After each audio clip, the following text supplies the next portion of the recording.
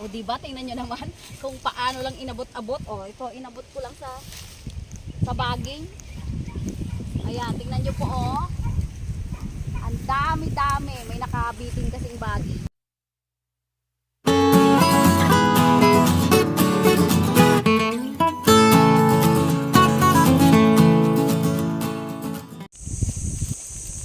Hi guys! Meron kaming bigla ang gustong i-share sa inyo na nakakatuwa talaga. Eto palang kamatsili, dito pa lang sa paikot namin. Naghahanap na kasi kami ng kamatsili ng mga tamisan pa. Kasi nga, dito talaga sa tabing ilog po, napakadaming puno talaga ng kamatsili. Pero, pagdating ng sakahan kasi yan, pinuputol yan kasi nga masyadong matinik. Matinik ang paligid ng mga kamatsili. Dito yan sa may bukid nila Senior Bags. Eto, tinatanggal to, pinuputol. Ngayon, natikman namin, sobrang tamis niya pala. Tapos siya yung murado. Ayun, malapit dun. Ayan, ang dami-daming ganyan pala. Ang tamis-tamis niya pala. Sobrang ano po to. Araw-araw talaga ang kumakain ng kamatsili. Actually, umaga't hapon. Kasi nga, yan ay parang kanin na rin ba? Parang ganon. Tapos, maganda po siya sa blood sugar talaga. Maganda siya. Kasi actually wala siyang sugar. Hindi siya nakakataas ng blood sugar. Na hindi katulad ng ibang prutas.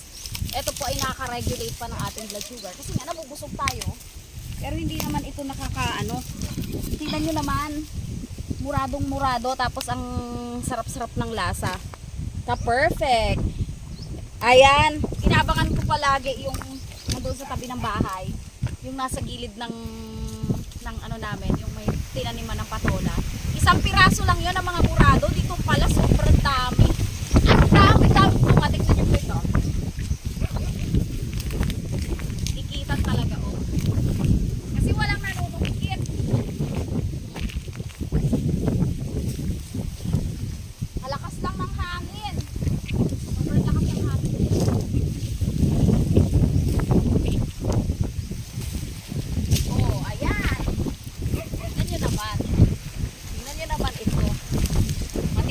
Talaga, tingnan nyo naman, para siyang ano, para na siyang bubas. Oh, ganda, sobrang ganda ng kamatsili na to. Ang sarap-sarap. May lasa niya. Pasensya na po sa sound, malakas lang ang hangin. Abot na nga ni Daddy D kasi mababa. Ayan, inabot na ni Daddy D. Ayan. Ang sarap po ng bunga pala na to. Dineded namin to, ikala namin mapakla. Matamis pala. Hindi ko na tuloy alam rin kung alin ang susungkitin ko sa sobrang dami. Ito, ang sarap to. Muradong murado. Murado po kasi yung pula ang loob. Pa, ganyan lang. Ganyan lang muna. Sige, ibaba mo. Abutin mo na. Baba pa konti. Ayun. Ito pa, abutin mo na, ya. Abot na ni Daddy D. Pakita ko po sa inyo yung laman. Pakita natin, Daddy. Ito po yung sinasabi namin sa inyo na murado. Mga ganito. Ito may ordinary. Ayan. Yung loob niya po, mapula. Ayan. Mapula siya. Ayan kung makikita nyo. Tapos ito yung ordinary. Yung sa isang puno naman, dyan sa tabi ng, dito rin lang yung puno na yon. Pero, magkaiba sila ng bunga, tingnan nyo po. Ayan. Magkaiba yung variety na yan. Tapos ito po, sobrang sarap. Ibang klase yung lasa niya. Ano siya, wala kang kahit na anong malalasahan na napakla. Tapos parang, basta, iba. Doon sa mga hindi pa nakakatikim ng kamatsili, napaka-rare po talaga ng lasa ng kamatsili. Wala siyang prutas, nakamukha ng lasa. Wala talaga. Ay, may hirap siyang i-explain.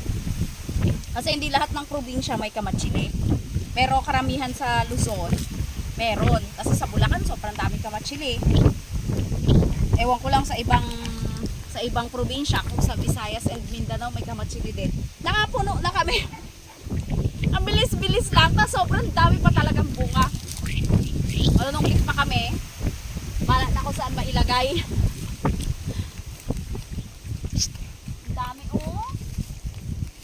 Tapos ang bababa lang. Dito lang po. Oh. Ayan, tingnan nyo naman. Baba mo konti. Oh, ibaba ko na lang. Abot na ni Daddy dito. Matitik lang tan, matitik.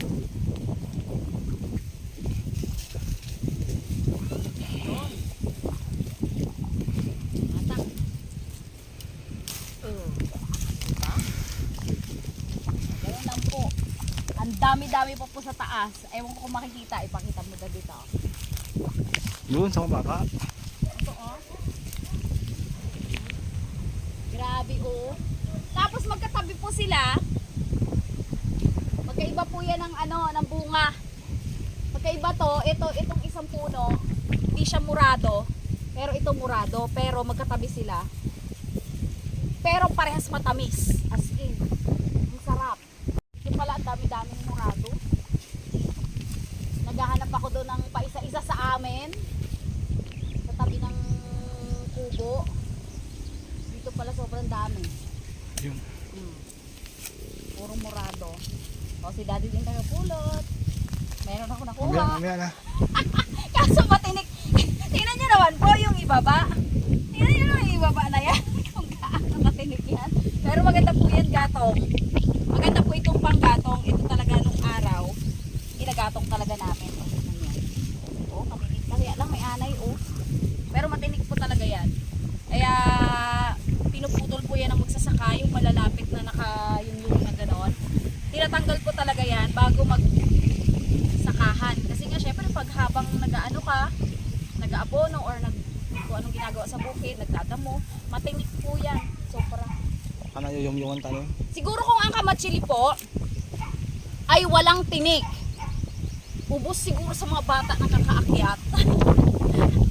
hindi makakabunga na ganito kadami ang kamatsili kung wala siyang tinik. Kasi nga, ano talaga to? Ito magandang dulce na to. Ito ginagawa namin.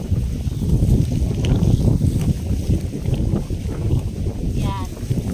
Ito po, may kinukwento po kasi ako kay Daddy. Na nung araw, binibilad namin to. Ito pong mga natutuyo na to. Yan, basta tamis na kamatsili. Itong natutuyo na to. Tuyo na kasi siya. Basta sarado. Ang inaano ko po yung ganyan na medyo sarado siya. Para wala siyang mga alikabok. Binibilad po namin ito ng kaunti lang. Pero ang sarap po na to. Para siyang nagiging lasang pasas na hindi po maintindihan. Ito po, masarap to eh. Hindi siya naglalasang overripe. Pero lasa siyang dulce. Dulce kung tawagan namin. Hindi ko alam bakit dulce. Tumatamis po siya na para siyang pasas, tapos ibilad mo pa ng konti, para na po siyang pasas. Yun nga sabi ko, ang ibablog ko sa susunod, na para na siyang nagiging dulce. Pero ito pala marami. Pero dapat po sarado. Ayan, oh. Parang nagiging pasas. Ang sarap. Tikman ko dahil. Ayan. O, nagtipwa po kami ng marami. At baka magdala rin po kami doon kila nanay. Kasi ang dami po talaga. At ang aking mga alaga ay lagi nakasunod siyempre sa inahan. Sa Pepot! Halika dito! Yan. Pepot ay nakabak doon. Alam mo naman po, wala ang ng nanay. O ito iba na o. Kasi iba nakatabi na lang. Ito nga, oh. Makulay, oh. Ibang kulay ito. Katabi niya lang po yan, pero ibang kulay siya. Tingnan niyo po ito. Baka mga ano kita masundot. So, nandun na. Ayan, nahulog. Ayan, ayan, ayan. Ang gaganda. Ang gaganda po ng bunga, oh. Yun naman. Tingnan niyo yung laman. Yan po yung hindi murado, oh. Ka-perfect nga po ng kamatsili ngayon. Ay, ano na siya, oh. Malapit na nga siyang maano, oh. Overripe. Ito pong ganitong variety niya, madali po siyang maano. Ayan o. Pag naulanan po, kasi medyo nag-ulan nung nakaraan. Ayan, nagkakaroon na siya ng ganon. Pero hindi naman po lahat ng ubi. Ganon na yan po. Pag medyo na-overripe, nagaganyan siya. Unlike yung murado po kasi na yon, tumitigas siya ng hanggang parang pasas. Yun ang pagkakaiba talaga. Sobrang sarap. Ayan, ang dami dito. Ito, aabutin lang.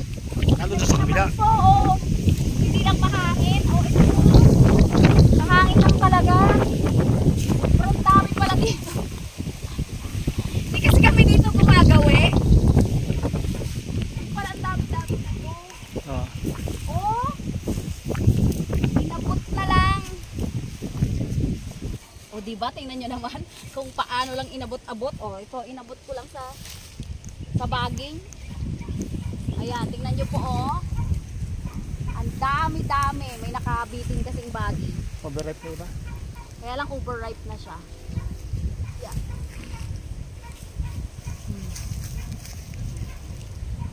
Tada! Baba ng mga bunga oh. Ang baba, ay meron pa nga doon sa baba, oh. Sayang kung na-discover natin ng maaga yan. Overripe na siya, nakabuka na siya eh. Ayan. Meron pa po doon, pero medyo overripe na yung nandun. Ito natin. Tingnan natin. Teka lang, kunin ko yung aking plato. Maya na, balik lang mamaya. Ha? Balik lang mamaya. Ang dami rin po ditong tawa-tawa. Ayan. Doon sa dengue. Ito po yung mga ginagamot daw sa mga dengue. Sobrang dami po niyan dito. As in. Aro, Ay, oh. overripe na. Tingnan nyo po kung paano na overripe itong mga nandito. Tingnan nyo po. Hindi po kasi namin pinupuntahan, hindi namin alam na matamis pala to, natamisan pala. Oh. Tingnan nyo po kung gaano siya kadami. Sayang, oh. Na-overripe na. Sobrang dami po talagang bunga. Hindi namin kasi na-discover agad eh. Ito pwede pa to dad, oh. Tapos ang kagandahan, mababa lang yung puno. Hindi kasi namin kaya lang maliliit yung bunga niya kasi maliit pa rin naman siya. Kaso Grabe nga, to, oh. sayang talaga to, Talagang oh. na to oh. Hindi namin na yan eh. Ito sana pwede siyang pang dulce, pero ang problem po dito nakabuka na siya. Eh daanan po yan ng mga sasakyan, malamang may alikabok na po. Kaya ayoko nang gawing dulce. Ayan, nakapag-exercise patuloy ako. Nakapag-exercise na. Ang dami pang nakuhang kamatsili. Naglambitin ba naman ako doon sa mga mabababa at po pwede naman pala kasing abot-abutin lang. Ito no? Grabe ang bunga na yan. So, meron pa dito oh. Grabe niya. Yun sa labas pa. Kamatsili overload pala dito. Hindi namin na-discover po agad. Sa bahay lang kami kasi palagi. Sa bayan, 50 si 70 ang yan, sansupot. Sa palengke po, 70 pesos. Nakita Saan namin sila? doon, tinitinda sa may mall, tapos sa palengke, may 50 pesos. Medyo maliit-liit lang siya na supot.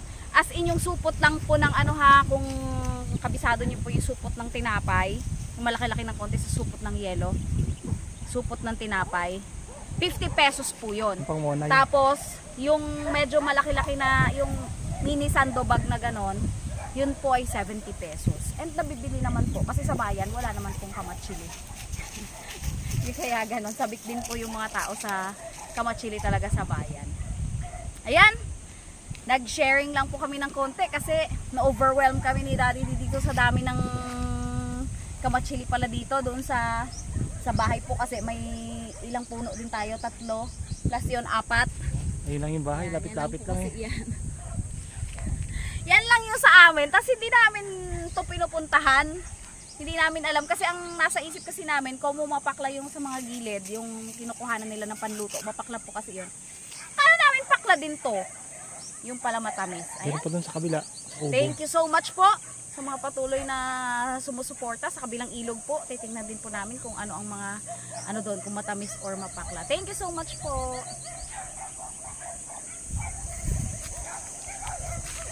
Ayan na. Sobrang dami. Wala na kami lalagyan. Ang dami-dami pa eh. Alas lang ng hangin.